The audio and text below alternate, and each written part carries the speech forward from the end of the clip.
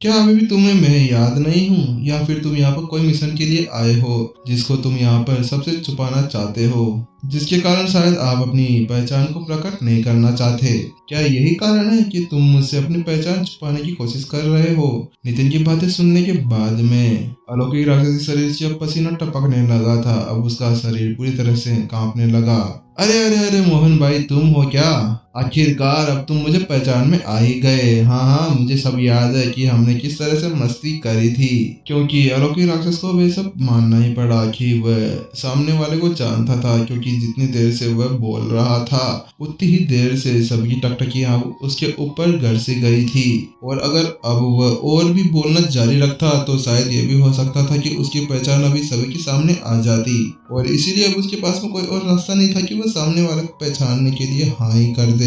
हाँ, बस मैंने कहा था ना, मुझे पता था कि मैं किसी गलत आदमी को नहीं पहचान रहा। मुझे पक्का विश्वास था कि तुम ही हो। ये देखो, मैं तुम्हारे लिए क्या लेकर आया हूँ, एक शराब की बोतल। अगर अब तुम मुझे अपना भाई मानते हो तो फिर इसे पी लो। नितिन ने जब देखा कि अब सामने वाला उसकी बातों के सामने झुकने लगा था और वह उसके जाल में फंसने लगा था, तो उसके बाद में नितिन ने अपनी स्टोरी रिंग के अंदर से एक लोकी की बोतल बाहर निकाल ली, जिसके अंदर शराब भरी हुई थी। लेकिन नितिन के हाथ में वह शराब की बोतल देखने के बाद में अलौकिक राक्षस ने संदिग्ध निगाहों के साथ में नितिन से कहा, क्या मोहन भाई, तुम चाहते हो कि मैं इसे पी लूं?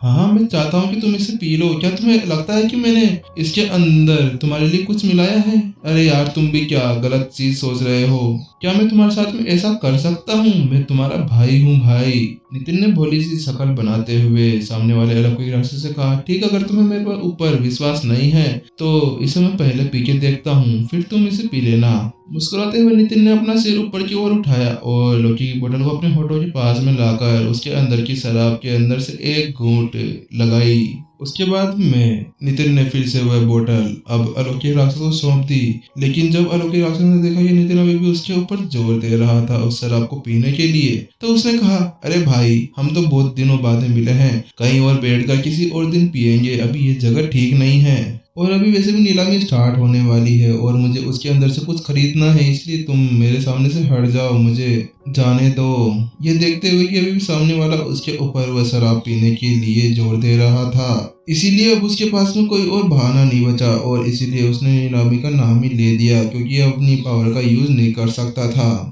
लेकिन ये देखकर कि अभी तक भी वह शराब पीने से हिचकिचा रहा था, नितिन ने चुपचाप से कहा, अरे मुझे पता है कि तुम वाटरलीफ किंग हो। नितिन के शब्दों को सुनते ही अलौकिक राक्षस अपनी जगह पर जम गया। उसके पसीने पसीने छूटने लगे, उसका पूरा शरीर अकड़ गया। दूसरों को लग रहा होगा कि वह व्यक्ति अभी भी बकवास कर रहा होगा, लेकिन उस अलौकिक राक्षस को पता था कि सामने वाले ने उसको अच्छी तरह से पहचान लिया है।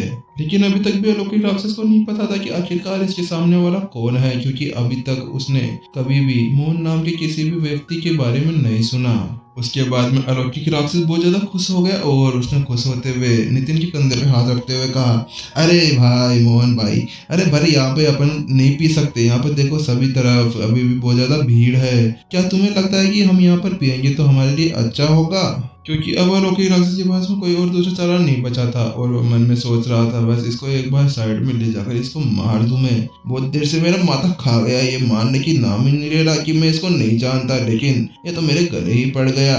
और क्योंकि अब वह उसकी बात नहीं मानता तो शायद ये भी हो सकता था कि उसकी असलियत का पता चल जाता, तो फिर वह अपने मिशन को पूरा नहीं कर पाता। उसने कहा, हम लोग वहां पर बियर बार के अंदर चलकर बाद में पी लेंगे। लेकिन नितिन का मुंह थोड़ा सा अकड़ गया और उसने कहा, क्या तुम मेरे साथ में बियर बार के अंदर चलकर पीना चाहते हो? ठीक है, वहां पर जाकर भी पी लेंगे, लेकिन पहले तुम्हें ये शराब भी पीनी होगी, क्योंकि मुझे तुम पर विश्वास नहीं है कि तुम कुछ भी कर सकते हो, क्योंकि तुम एक बहुत बड़े संघ की हो। क्या पता तुम मुझे शराब पिलाने की जगह मुझे नर्क पहुंचा दो। ऐसे व्यक्ति के ऊपर कैसे भरोसा किया जा सकता है जिसने एक टीचर को पीटा हो? तो फिर तुम तो मुझे भी आराम से मार सकते हो, है ना? नितिन ने एक कुटिल मुस्कान के साथ में सामने वाले अलौकिक राक्षस से कहा। नितिन के मुंह से वह शब्द सुनते ही अब वह राक्षस समझ गया था कि अब सामने वाले को उसके बारे में सब कुछ पता है, कि आखिरकार वह यहाँ पर क्या लेने आया था। अब उसके मन में एक ही सवाल चल रहा था, क्या वास्तव में सामने वाले की कल्टीवेशन मेरे से भी ज्यादा है? नहीं नहीं नहीं नहीं, ऐसा नहीं हो सकता। लेकिन अपने ख्यालों से बाहर निकलते हुए उसने जल्दी से नितिन से कहा, अच्छा तो आप लोग को लगता है कि हम शराब की 2 घूंट पीकर अपनी दोस्ती को अच्छे से बता सकते हैं, तो ठीक है, ऐसा ही हम लोग करते हैं। उसके बाद में उसने अपनी स्टोरी रिंग के अंदर से एक शराब की बोतल बाहर निकाल ली और नितिन से कहा, अब आप अपनी शराब को अंदर रख लीजिए क्योंकि मेरे पास में आपसे भी अच्छी एक शराब है। क्योंकि चाहे से उसने उस बोतल के अंदर देख लिया था कि उसके अंदर कितनी सारी आध्यात्मिक ऊर्जा भरी हुई थी, लेकिन फिर भी वह अपने मिशन के साथ में कोई खिलवाड़ नहीं करना चाहता था। इसीलिए वह कोई भी मुसीबत मोल लिए बिना दूसरा रास्ता चुनना चाहता था। इसीलिए उसने अपने स्टोरी रिंग के अंदर से खुद की शराब की बोतल बाहर निकाल ली, क्योंकि अब वहां पर खड़े हुए सभी की निगाहें उसी के ऊपर टिकी हुई थी। अगर उसने कुछ यहाँ पर गलत किया तो उसका पूरा मिशन खराब हो जाएगा और फिर वह अपने से बड़ों को जाकर क्या ही जवाब देगा। मोहन भाई, तुम कह रहे हो ना इतनी देर से कि हम लोग शराब पीते हैं, तो ये वाली शराब पियो, ये मेरी खुद की शराब है, मजा आ जाएगा इसको पीने के बाद में। हम दोनों इसको पी के हम दोनों की दोस्ती को आगे बढ़ाते हैं।